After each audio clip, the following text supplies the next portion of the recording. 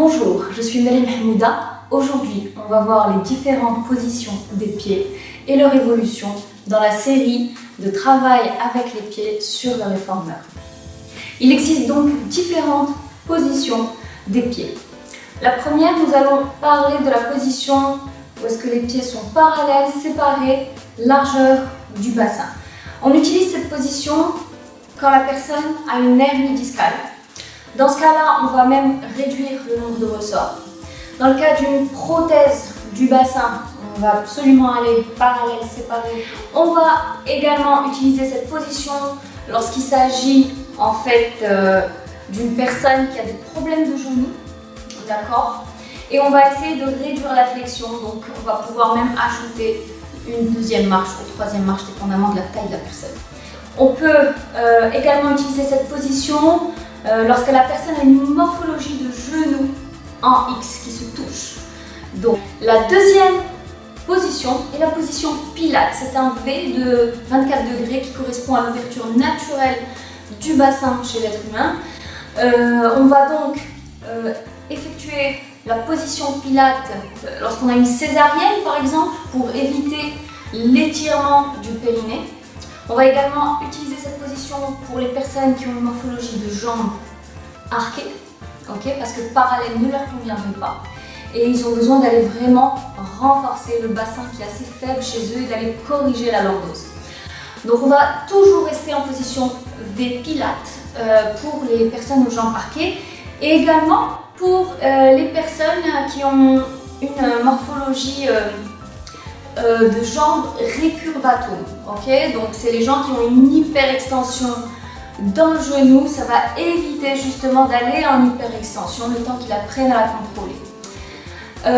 Troisièmement, nous avons un cas aussi assez particulier de grand plié, où est-ce que les pieds sont ouverts, un peu comme une première de danse, mais écartés. Donc c'est un grand plié. On va utiliser cette position pour les personnes qui ont des quadriceps hypertrophiés.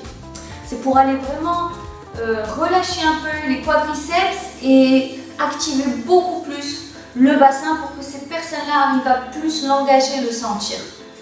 Enfin, le but de la méthode, c'est de nous ramener à une position parallèle, c'est pas de marcher les pieds comme ça.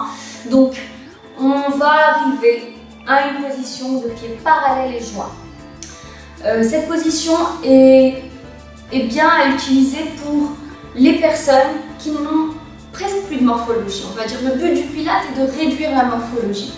Pour les personnes qui avaient la morphologie de genoux en X ou de jambes arquées, qui ont vu leur morphologie se réduire, d'accord?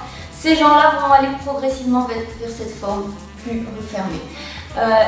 Il faut noter aussi que les personnes qui ont des jambes récurvatomes, vont en fait rester récurvatomes. Donc elles devraient pouvoir faire cette position dans la mesure où elles auront appris à contrôler l'hyperextension de leurs genoux.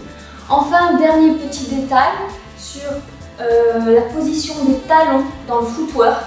Donc quand on a affaire à des pieds plats, et typiquement c'est souvent des gens qui ont une morphologie de jambes en X ou de jambes arquées également, qui auront les pieds plats. Les personnes qui ont une morphologie récurvatome, généralement ont les pieds creux. D'accord ? Donc pour les pieds plats, on va demander à ce que les talons soient hauts, d'accord ? Pour qu'ils renforcent la plante de leurs pieds. J'espère que cette vidéo vous a plu. Abonnez-vous à ma chaîne YouTube si vous voulez recevoir mes prochaines vidéos directement dans votre boîte email. Vous pouvez liker, commenter et partager cette vidéo. Voilà, si vous voulez faire une séance privée de Pilates à Casablanca, visitez mon site web. Et je vous dis à très bientôt. Merci.